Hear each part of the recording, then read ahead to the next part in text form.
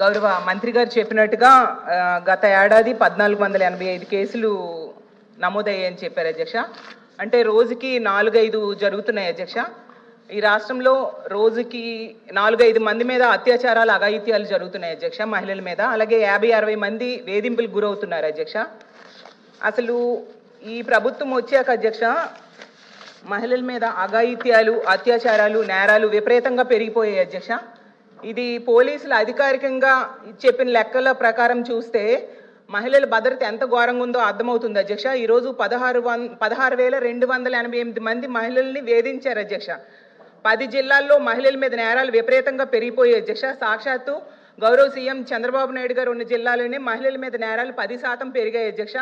అంటే ఈ రాష్ట్ర ముఖ్యమంత్రి చంద్రబాబు నాయుడు గారి నీడలోనే మహిళలకు రక్షణ లేదా అధ్యక్ష? అలాగే ముఖ్యమంత్రి గారి సాక్షిగానే మహిళల్ని వేధిస్తున్నారు, హింసిస్తున్నారు, చంపేస్తున్నారు అధ్యక్ష.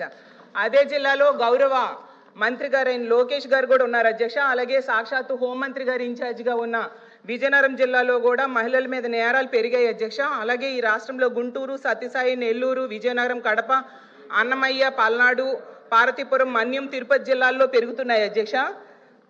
మహిళలను వేధించే వాళ్ళను, పిల్లలను అత్యాచారం చేసే వాళ్ళకు అస్సలు భయం లేకుండా పోయింది అధ్యక్ష. నిజం చెప్పాలంటే వీటిలో ముఖ్యంగా అత్యధిక కారణం గంజాయి, డ్రగ్స్, వీటి మత్తులో చేస్తున్నారు అధ్యక్ష. మన హోంమంత్రి గారు అయితే ఏకంగా గంజాయి లేదని చెప్పేశారు అధ్యక్ష. కానీ ఈ సభ జరుగుతున్న టైంలోనే మొన్న మదనపల్లిలో చూసాం అధ్యక్ష, గంజాయి మద్యం మత్తులో 7 ఏళ్ల బాలికను అత్యాచారం చేసి హత్య చేసేసి తన ఇంట్లో డ్రమ్లో పడేశాడు అధ్యక్ష. ఒక క్రూర మొగం అలాంటి వెధవల చేశాడు అధ్యక్ష. అయితే ఎంత దారుణంగా రాష్ట్రంలో గంజాయి, డ్రగ్స్, కల్తీ మద్యం ఏరులై పారుతుందంటే దానికి కూడా లెక్కలు చెప్తాను అధ్యక్ష. ఎన్డీపీఎస్ కేసెస్ చూస్తే షాక్ అయిపోతాం అధ్యక్ష. దాన్ని బట్టి అర్థమవుతుంది ఎంత దారుణంగా ఈ రాష్ట్రంలో పెరుగుతున్నాయి అనేది. శ్రీకాకుళం జిల్లాలో ఏకంగా 213% గ్రోత్ ఉంది అధ్యక్ష.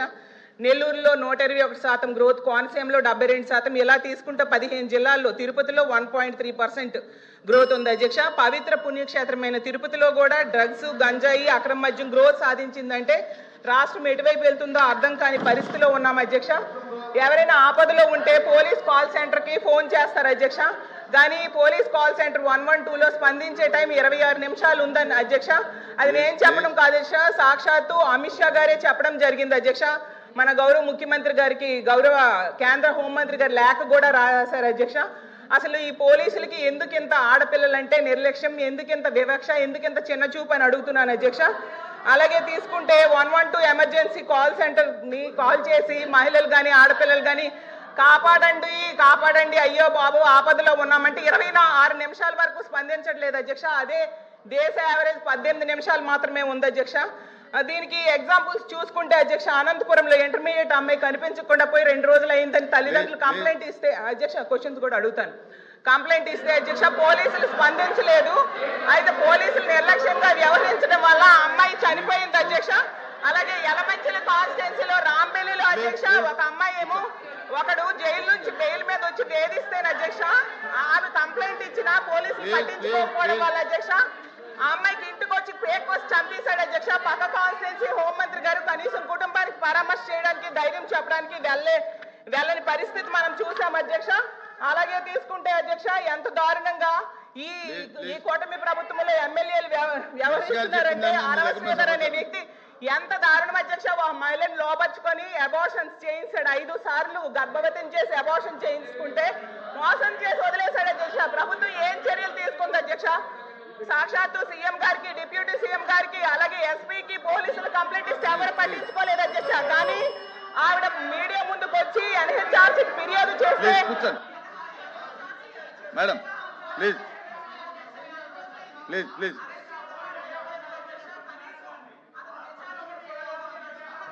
ప్లీజ్ ప్లీజ్ ప్లీజ్ ప్లీజ్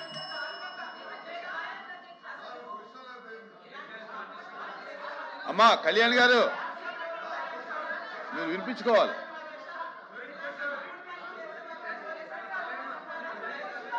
ఇలాంటి దుర్మార్గులు మహిళల మీద, చిన్నారుల మీద అత్యాచారాలు చేస్తున్నారు అధ్యక్ష. నేను ఒకటే అడుగుతున్నాను, ఈ హాస్టల్స్ లో అధ్యక్ష హాస్టల్స్ లో ఎంత మంది అఘాయిత్యాలకు, అత్యాచారాలు గురవుతున్నారు అధ్యక్ష. హాస్టల్స్ ఏమ్మా నా కళ్యాణ్ గారు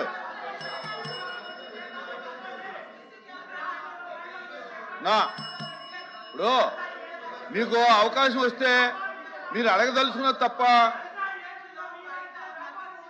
విపరీతంగా దొరుకుతున్నాయి అధ్యక్ష. మత్తు పదార్థాలు వీటి నివారణకి ఏం చర్యలు ప్రభుత్వం తీసుకుందో చెప్పాలి అధ్యక్ష. అలాగే ఇంత మంది వేధింపులకి కూర్చోమ్మా.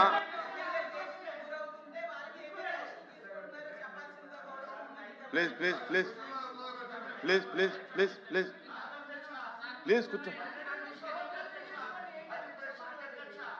20 నిమిషాలు అయితే మనకి కస్టమర్ ప్రశ్నలు ఉన్న వాళ్ళకి సమాధానాలు ఎలాగో అధ్యక్ష. ఏమ్మా కూర్చోండి కూర్చో.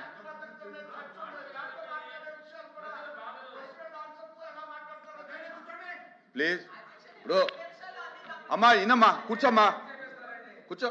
ఇప్పుడు అలా కాదు, ఇప్పుడు ఇది క్వశ్చన్ అవరు, మీరు క్వశ్చన్ వేశారు, మంత్రి గారు సమాధానం చెప్పారు, దాని మీద మీకు ఉన్నటువంటి డౌట్ ఏంటో లేకపోతే ఇంకా అదనపు సమాచారం ఏం కావాలో మీరు మాట్లాడొచ్చు. కానీ మొత్తం ఇప్పుడు షార్ట్ డిస్కషన్ ఉంది,